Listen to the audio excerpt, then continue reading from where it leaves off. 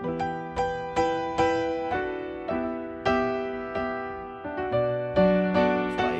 I dug in and I was like, man, I got to talk to these cats. So thank you so much for taking a minute. It's great to meet you, man.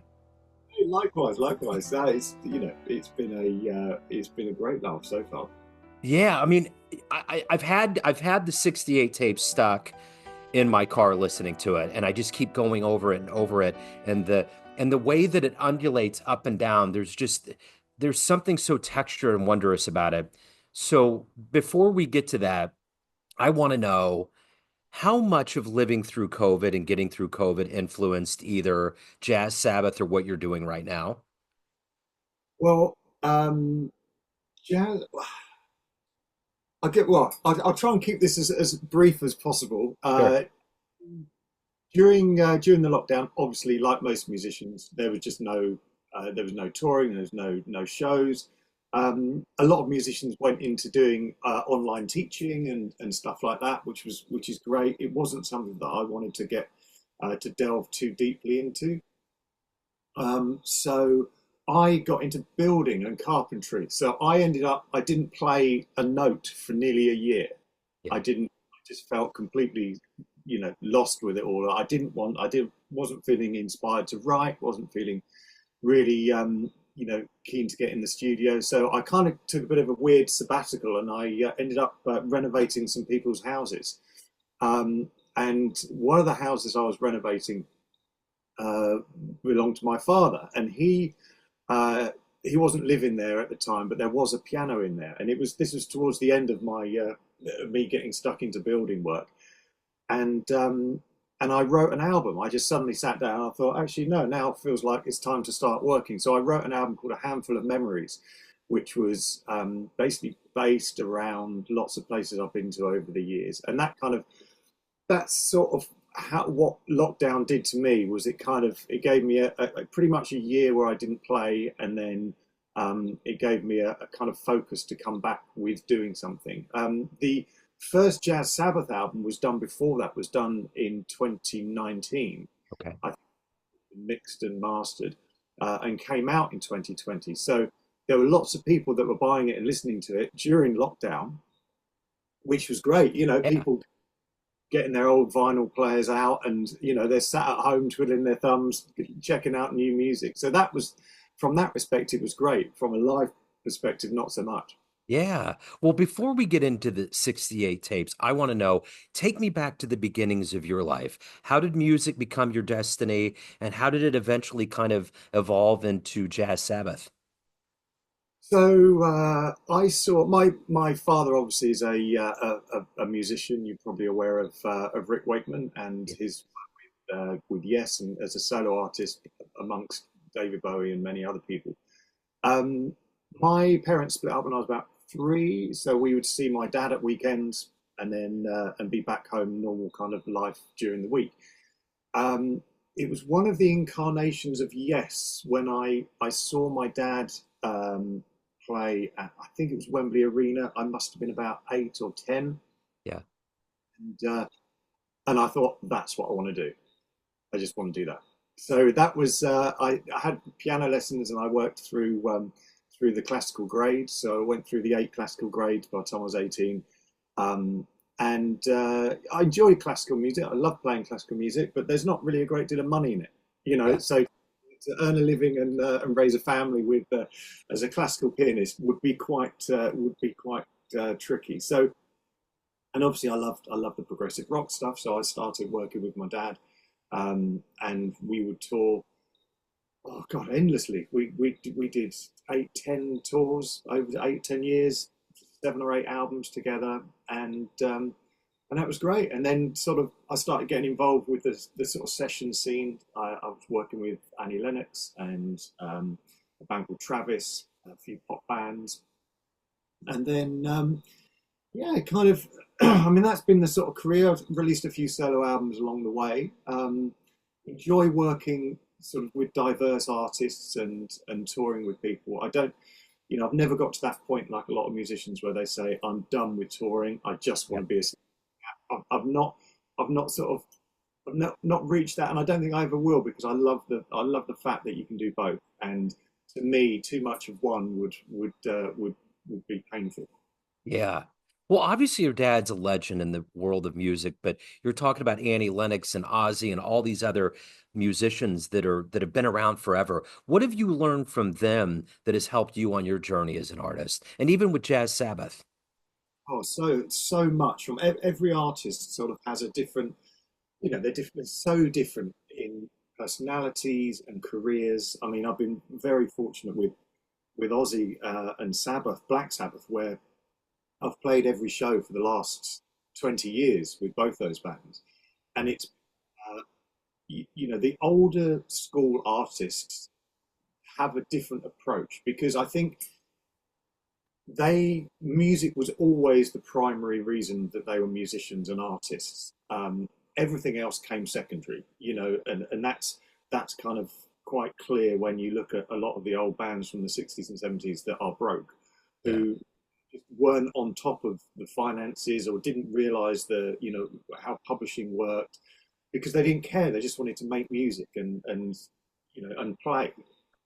And I think that's very different now because the business is so much a part of being a musician and an artist. They're much more aware of it, and I think because of that, the older artists, the older school artists, still kind of, I don't know, there's something about them that is just purer when it comes to the music, Yeah. and because they're not distracted by all the other things. I mean, now it's very different for them because certainly these legacy acts, these big you know Ozzy and Sabbath, they're huge touring entities, or certainly have been up until 4 or 5 years ago. So you can't ignore the finance side of it, but they've got loads of people that deal with all that stuff, so they can still concentrate on the music. Yeah. Um, I mean, when I first started working with Black Sabbath, we were on tour down in Europe. We were staying in Nice, in the south of France, and every day Tony would go for a long walk. Geezer would go for a long walk, and Bill was playing drums at the time then, so Bill would go for a long walk. So every other day I'd go for a walk with each of them, and they would rarely talk about themselves, for one. They would rarely talk about their own music.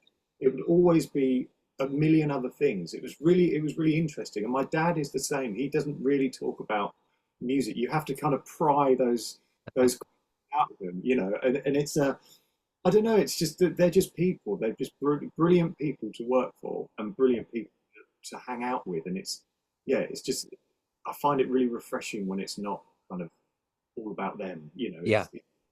They're just great people. And I've been very fortunate in that I haven't worked with any bands that I've come away thinking, oh my God, what a nightmare. Yeah. That's good. That's good fortune.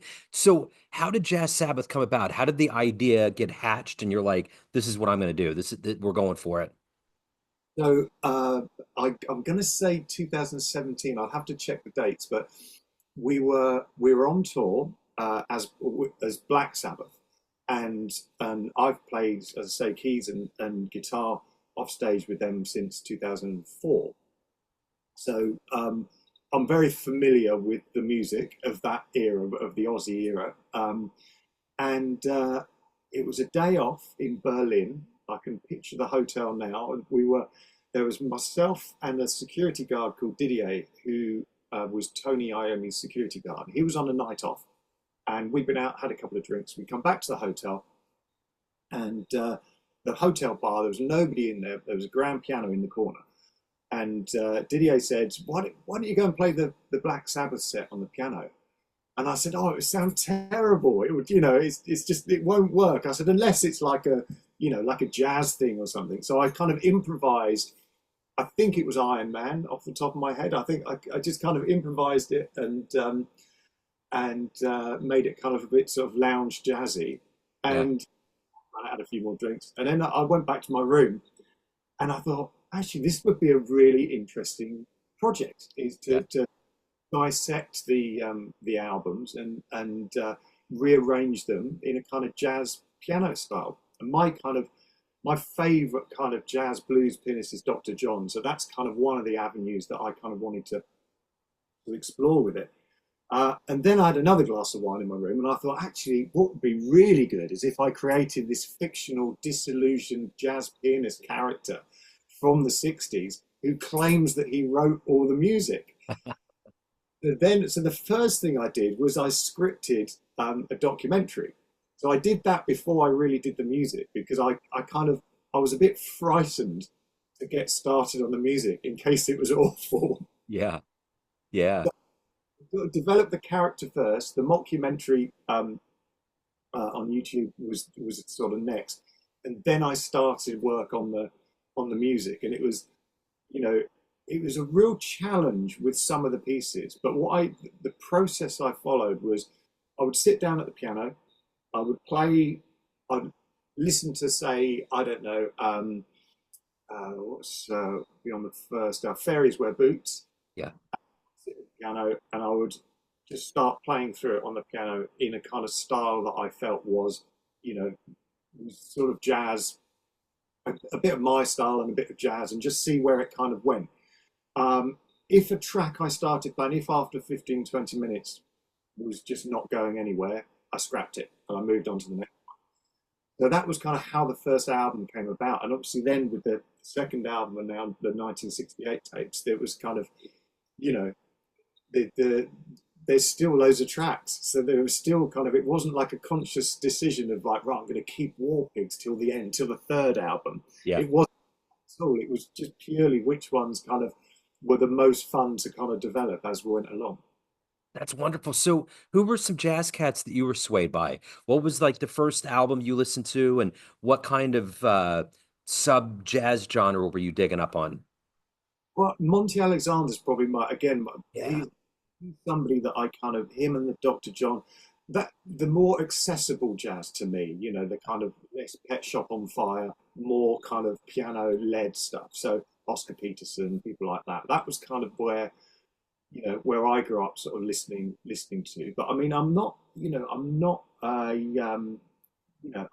kind of a jazz pianist. You know, that's one of the kind of things that it was a challenge for me to kind of move into this kind of this world. Not that I wasn't listening to it, but it wasn't something that I'd really been playing much. I mean, the last couple of years, I've done a couple of big swing tours with a swing band, and that's been fantastic. You know, because it just comes at a slightly different angle. It's kind of, you know, it's good to keep pushing yourself into areas that you're not comfortable, you know. And certainly Jazz Sabbath did that. And one thing that with the live shows is it goes off piste, you know. It can go really sort of left field, and that's what I love, is that just that kind of experimental, you know, we can turn something from 2 minutes into 20 minutes and just get completely lost in it. And you've got a great reception. What has it been surprising to you that this has taken such hold for being kind of this idea that you had that's turned into reality? Yeah, I always wanted it to be something that I could tour with, because it's such a challenge to play, and it's so kind of liberating to be able to do something like this, where there isn't anybody, like when you're working for somebody else, that is going to say, um, you know, maybe don't play that there, or can you maybe not play in the chorus or whatever. This is kind of, I can do whatever I like. And that's the same with the other two guys, you know, that tour with me, is that, you know, I don't tell anybody what to do. The parts are there on the record. And then, you know, if you're going to play the same parts on the record, you may as well just put the record on. You know, Yeah. I want musicians to be able to, you know, have the freedom. And if you can't do that with jazz, where can you do it? Yeah, right.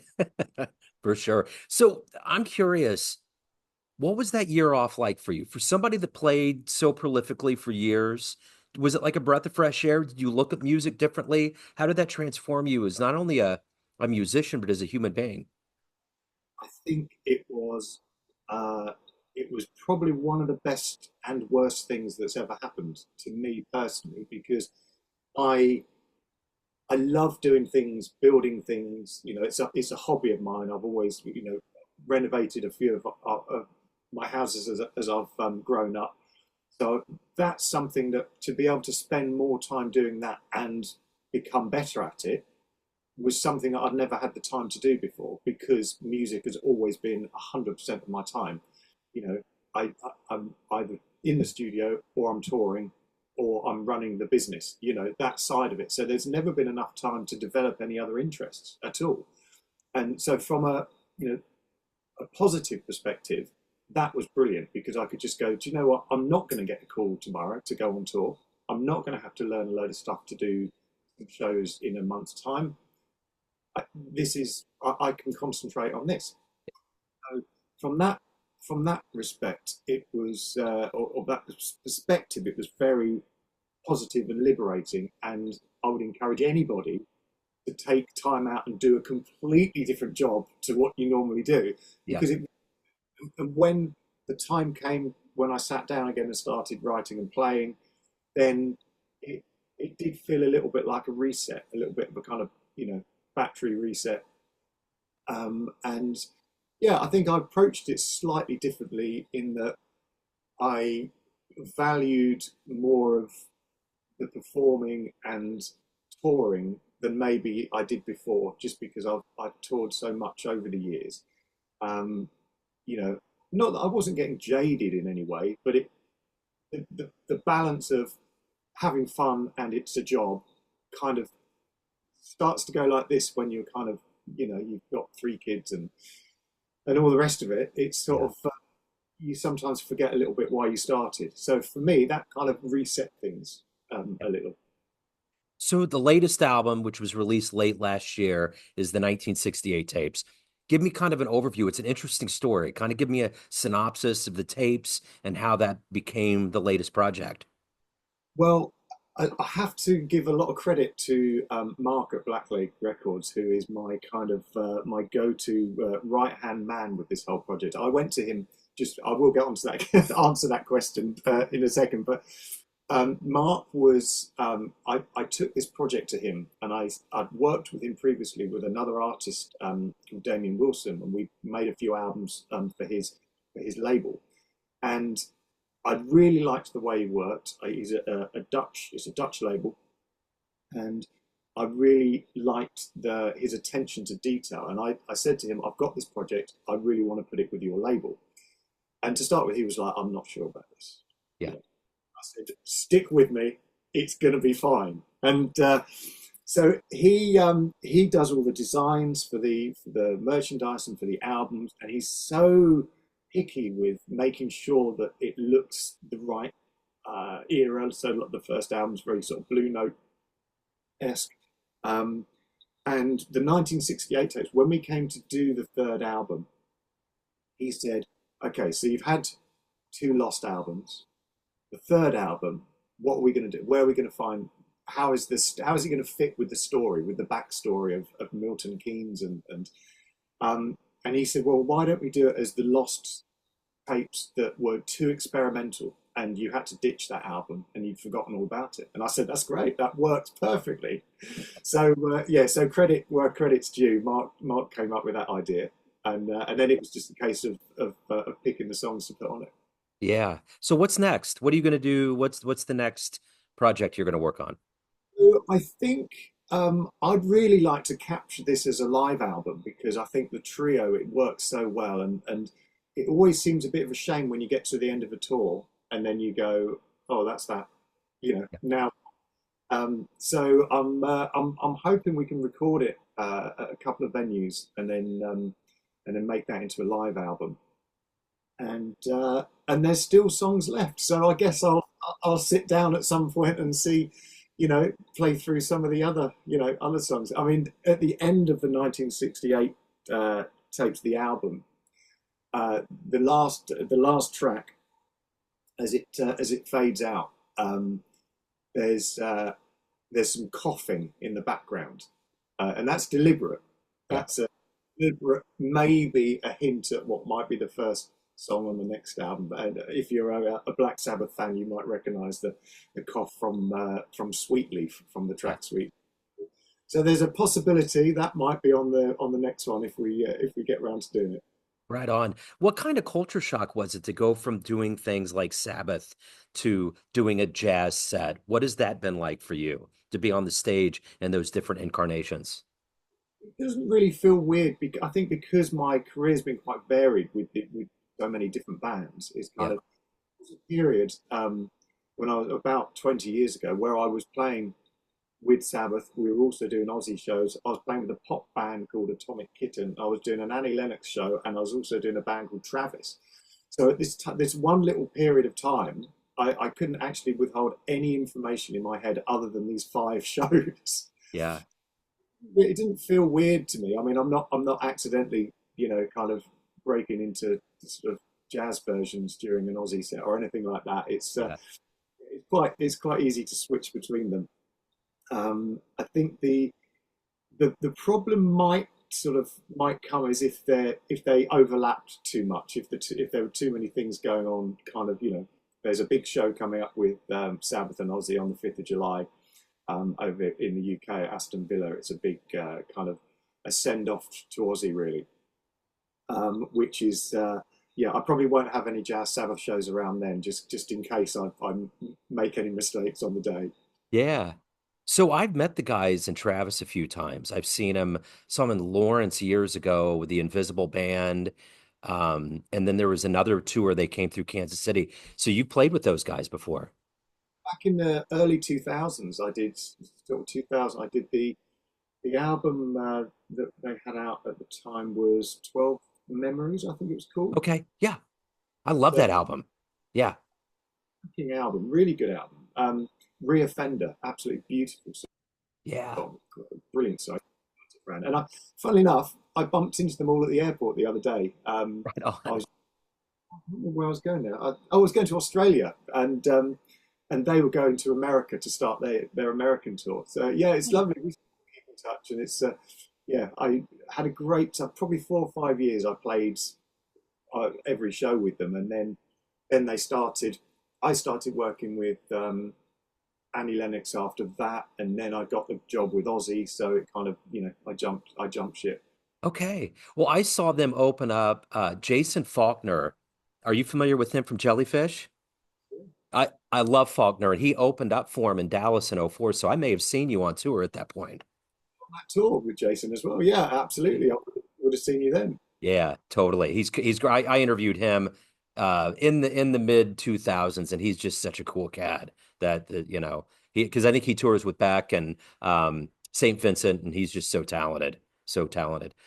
Well, Um, that tour, funnily enough, that was the yeah 2004, and I yeah, lost touch after that. But he was great. I liked him a lot. yeah, he's a cool cat. So let's get to the heart and soul of who you are, Adam. At the end of the day, everyone has a perception of you, family, friends, fans, but you run the show. What's your perception of you? Who do you think you are?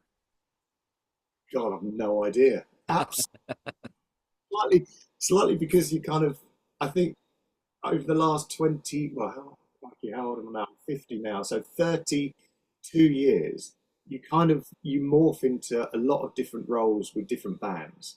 Um, I mean, I don't see any difference in the music of what I'm doing. My job, my role with when I'm working for other people is to fit in with musically what's required. And if I can put a mark of myself in there, then great. That isn't often the case when it comes to when you're working with other people. So it's kind of you are a bit of a kind of sort of musical chameleon in a way, with all these things. I think the Jazz Sabbath thing is about as close to being who I am as anything I've done, just because it's ultimate freedom, and I just get to do whatever I like. Again, that's awesome, man. So if anyone wants to catch you live, keep up with any future projects, anything else going on in your world, where can they go? Website adamwakeman.co.uk or jazzsabbath.net for everything Jazz Sabbath. Instagram Adam Wakeman one, find me on there. And yeah, just check out the websites and see where we're playing. I mean, we're going to be trying to get a tour together for the US for Jazz Sabbath. It's difficult to do because just by its nature, it frightens promoters and agents Yeah. slightly because they don't know if is it a comedy act, is it hardcore jazz. I mean, I thought when I first started this, we did a festival in Italy. I thought it was going to be 90% metalheads that are just coming along just because of Black Sabbath, and Yeah. 10% of those people.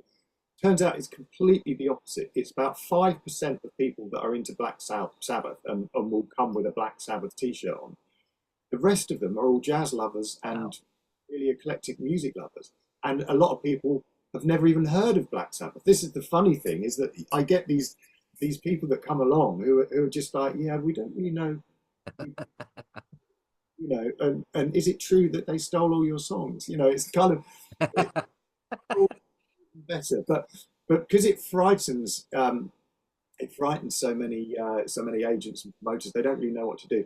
I ended up just doing it all myself and with Mark at the label. So Mark books all the European shows. I book all the American, Australian shows along with a promoter in Australia.